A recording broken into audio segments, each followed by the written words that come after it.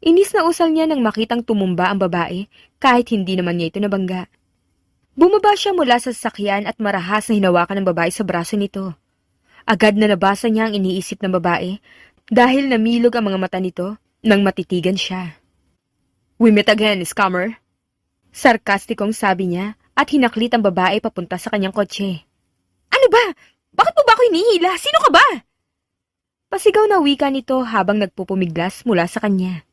Seryosang tinitigan niya ang babae. "Alam mo at alam ko ang ginawa mong panloloko sa akin noon. Kung hindi ka sasama sa akin, dadalhin pa rin kita sa pulis para harapin ang kaso mo." Hindi nakatakas sa mata niya ang paglunok ng babae. Hinila niya ito papasok sa kotse at nagmaneho papunta sa tapat ng building kung nasaan ang abogado niya. "Anong ginagawa natin dito?" Mahinang tanong ng babae.